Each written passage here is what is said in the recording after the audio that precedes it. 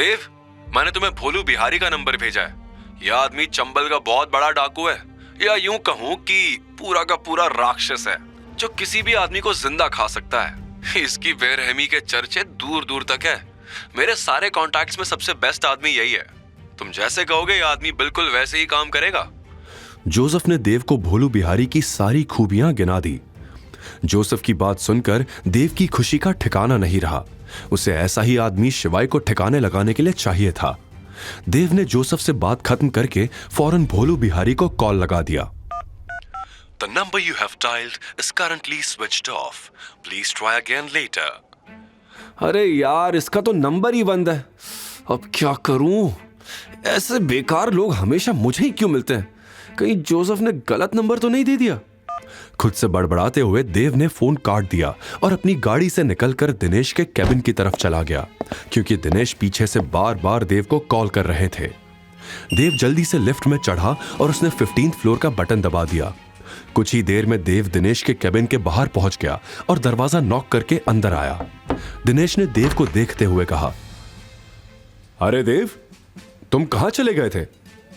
अच्छा, मेरी बात सुनो, मैं तुम्हें किसी से मिलवाना चाहता हूं। ये बहुत बड़े आदमी है, तो याद रहे जब तुम उनसे मिलना तो उन्हें इंप्रेस करने की पूरी कोशिश करना। अगर वो तुमसे इंप्रेस हो गए तो तुम्हारी जिंदगी संवर जाएगी। ऐसा भी क्या खास है उस आदमी में चाचा? और कौन है वो आदमी? उसका नाम क्या है? देव ने क्यूरियोसिटी के साथ पूछा। उनका नाम मैं तुम्हें अभी नहीं बता सकता। अभी हमें उनकी आइडेंटिटी रिवील नहीं करनी है। सही वक्त आने पर मैं तुम्हें उनसे जरूर मिलवाऊंगा, दिनेश ने समझाते हुए कहा। दरअसल देव के माँ बाप उसे नकारा और निकम्मा समझते थे, क्योंकि उनकी नजर में वो बस खाता और लड़ाई करता था। देव के पास खुद को साबित करने का यह अच्छा मौका था। अगर उसकी मुलाकात इस बड़े आदमी से हो गई तो सब लोग उसकी इज्जत करने लगेंगे। देव उस बड़े आदमी से मिलने के लिए पागल हो रहा था, लेकिन वो ये नहीं जानता था कि ये बड़ा आदमी और कोई नहीं बल्कि शिवाय ही था। वहीं दूसरी तरफ नंदिनी घर पहुंची और घर के अंदर घुसते ही उसके गुस्से का ज्वालामुखी फूट पड़ा। मैं उस अवंतिका को नहीं छोड़ूंगी। डायन कहीं की हमेशा मेरी जगह लेने की कोशिश करती है। स्कूल में भी मुझसे अच्छे मार्क्स लाती थी, सारे लड़के भी उसी के पीछे भागते थे, और आज मेरी नौकरी भी लेकर चली गई। इतना कहते हुए नंदिनी ने ड्राइंग रूम में लगा सारा सजावट का सामान फेंकना शुरू कर दिया। वो अपने होश खो चुकी थी। ऐसा लग रहा था कि कहीं गुस्से में खुद को ही चोट ना पहुंचा ले। तभी रेखा ने उसे संभालते हुए कहा, नंदिनी, क्या हुआ बेटा? इस तरह सामान क्यों फेंक रही है? क्या हुआ मुझे बताओ, मैं मदद करूंगी मेरी बेटी की।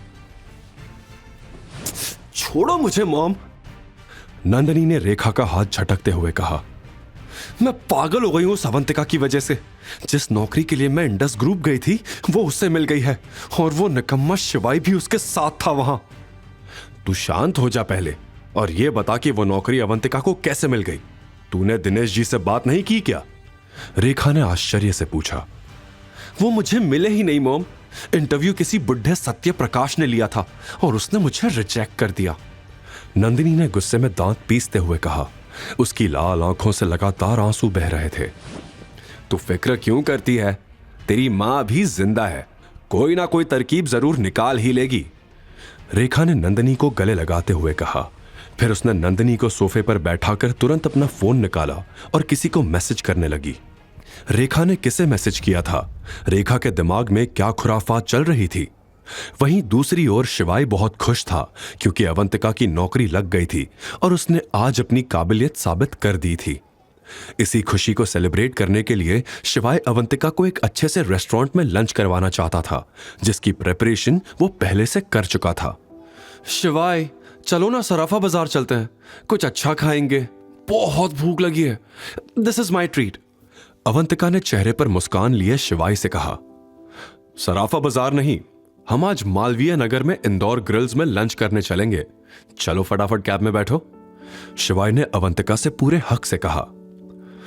वहां तो एक 5 स्टार होटल है, लेकिन शिवाय, मुझे इतनी महंगी जगह नहीं जाना, प्लीज एक नॉर्मल जगह चलते हैं, अवंतिका ने बड़े प्यार से रिक्वेस्ट की। रिजर्वेशन हो चुका है मिस अवंतिका, और तुम्हें फिक्र करने की जरूरत बिल्कुल नहीं है, तो आज प्लीज इस नाचीज की बात मान लीजिए, शिवाय ने बड़े प्यार से अवंतिका से इजाजत मांगते हुए कहा, अच्छा ठीक है, चलिए।